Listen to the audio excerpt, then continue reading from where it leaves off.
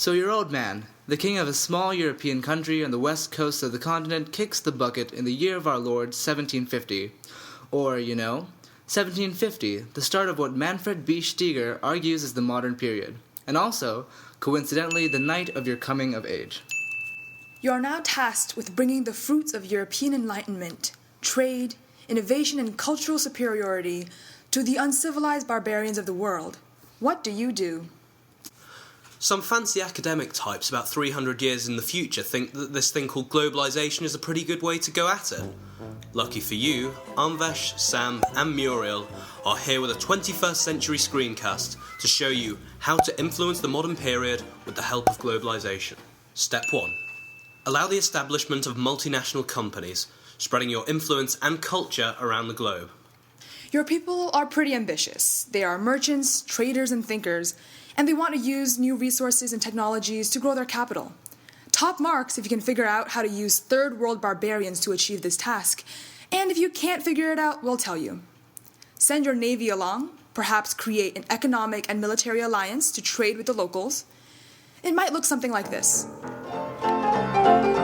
And you can call it the British East India or even the Hudson Bay Company. These two examples are developments that are both a cause and a result of the globalization process. These companies paved the way for economic liberalization, an increase in living standards, and the eventual development of the third world. Industrialization is modernizing your nation, and irrelevant people are dying in abysmal work and factory conditions. Oh yeah, age is just a number. The workers unionize under this dude with a wicked beard named Karl Marx, and all of a sudden you have communism on your hands. For now, your businesses need more resources to bring prosperity to your people. Here's where Step 2 comes in. Step 2. Use globalization to gain access to more resources. You've made it this far. You've already established your multinational company, and between 1850 and 1914, you've already increased the volume of world trade dramatically. Kudos to you. Capital and goods are flowing across borders, but you, greedy as you are now super eager to acquire your own independent resource base. It's now time to subject large portions of the global south to direct colonial rule. For example, how about that new British penal colony with those cool animals with pockets that may also kill you? Or even better, how about Africa? But you might want to hurry up on that one. I've heard there's a scramble going on in Berlin in 1884. You can now make the world even smaller by exploiting the indigenous in the Dark Continent and using the raw materials to fuel the Industrial Revolution. It's not racist, we swear. Cool. Now you have a greater variety of awesome new raw materials to better your own life. Globalization at its finest. Step 3. Lead the emergence of new technologies in instant communication and transport. Now this is the important step. The rise of your European bourgeoisie and the related intensification of global interconnections is not possible without an explosion of science and technology.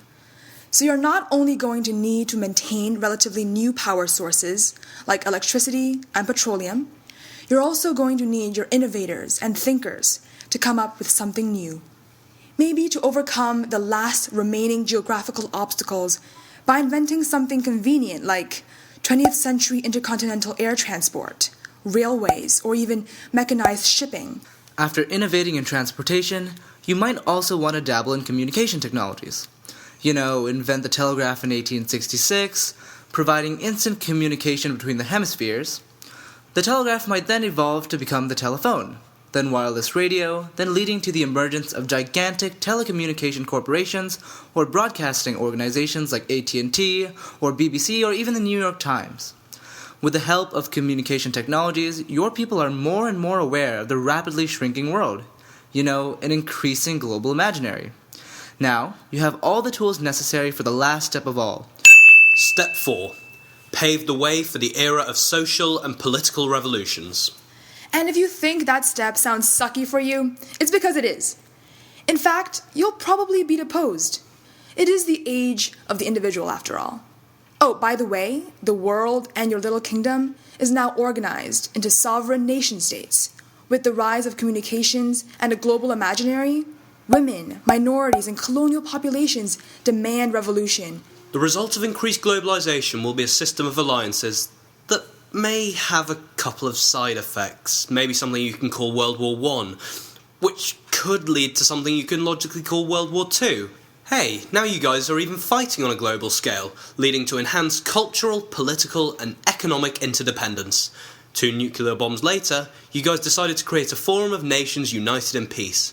Call it the United Nations, if you will. Now you will experience unprecedented global meshing, as the age of empire is officially dead, and the age of diplomacy is born. Godspeed. By now, one thing you may have noticed is that even though you're the head of state, you never really did any of this on your own, because globalization is a process of societies, cultures, and peoples. Globalization did most of the work. You were merely a catalyst. Anyway, enough with the depressing talk. You've made it through all 4 steps. Good job! And welcome to the contemporary period. And you live in a world that looks like this. I guess you have one last step. Step 5. Thank globalization for the role it played in the modern period, and thank you for watching.